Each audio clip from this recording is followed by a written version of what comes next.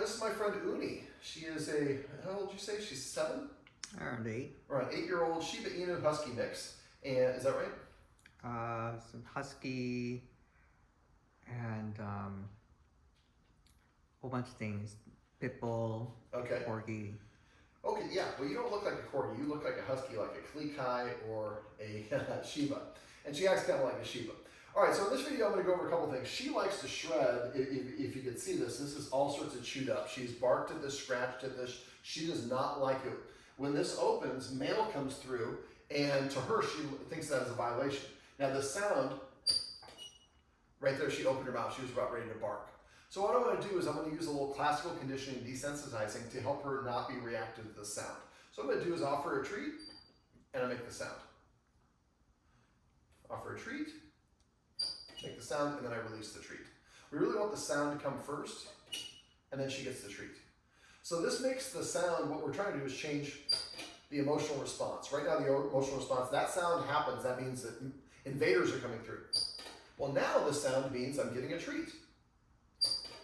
Now, right now you see that she's, I don't know if you see in the camera, but she's got what I call incomplete body movement. She's got her legs behind her. And that little twitch says that she felt a little uncomfortable. So I'm not going to force her to come here. That's called flooding. I don't do that. There we go. And so that little step away said I'm uncomfortable. Now, if this was too much for her, I might record the audio of this, and away from this area of the house, I might play the sound that goes like, and then give her a treat. Or I could have the sound going like this, and then play that in a loop while she's eating her food. Now, if you do it while you're eating their food, you can do this for any sound. It could be a knock at the door, the doorbell, the vacuum cleaner, anything. But if the dog stops eating its food, that means that the volume is too high. What we want to do for counter conditioning is we want to have it the stimulus so low that it doesn't startle the dog. And then we provide something positive afterwards. And so after a while, means something good is about to happen.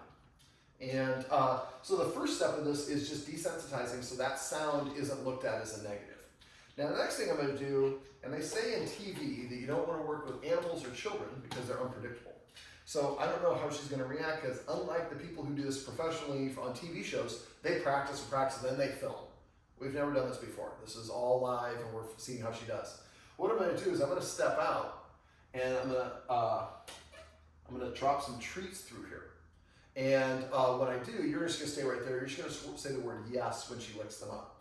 Now I'm not going to be able to see what's going on, so if she's not going for them after I drop 2 or 3, let me know she's not going for them. I'll come back in and explain what we're doing. I'm going to give her another treat. Now that one's close, and the other one, next one, I'm going to throw a little bit further away because I know that she doesn't like the sound of the door. Well, it's more the mail slot, but me standing up might cause her a little distress. All right, so let me see if I can. Oh, there we go. All right, so I'm just going to drop treats through here. Yes? Is she coming and eating them?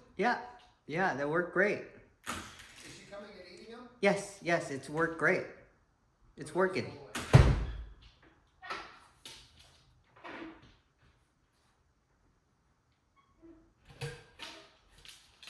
Yes. Oh, yes. Yes. Yes.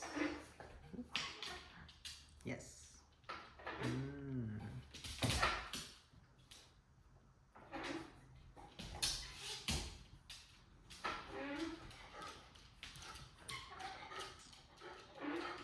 Yes. Yes.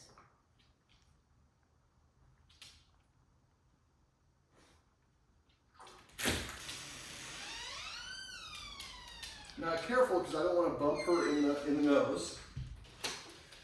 So what we're doing there is we're recreating that when things come through the slot, instead of it being mail or stuff that you don't like, I mean, she really doesn't like junk mail. But what we did basically is we just created a positive response. The sound happens first. We desensitize and counter condition with the sound so she's not triggered running over here like she probably has been. And then we're dropping treats through here. She likes the treats. Now, when you're doing this, I would invite you to have somebody outside who you can kind of coordinate with. We didn't I can't coordinate with my phone because my phone is what we're recording on, but I might be talking in earbuds to somebody else. And so they drop it through. When she licks it up, you would say the word yes. So what I would have you do, I don't know if you're on good terms with your mailman, but I have people who do this, leave a little jar of treats outside and just say, hey, mail carrier, we're trying to teach our dog that mail and mail people are good. When you're about to deliver treats, can you grab, or deliver our mail, can you first open it and drop 3 treats in one at a time, or 5 treats one at a time, and then put the mail in afterwards? Carriers are not supposed to carry treats, but if you're asking them and you're providing the treats, usually they will. The carriers don't want to get bit or have a dog just bark at them. So now when the carrier comes, she looks at this as a violator or something that she needs to stop. Well, if we can do this, set this up this way, when stuff comes through here, it's good stuff for me. I like that. And see, now she's approaching it. She's approaching it even with the front face for me, and she's taking the treats out of my hand. And she has a little bit of an incomplete body movement, that lean that she's doing with her back legs. I call it stealing second.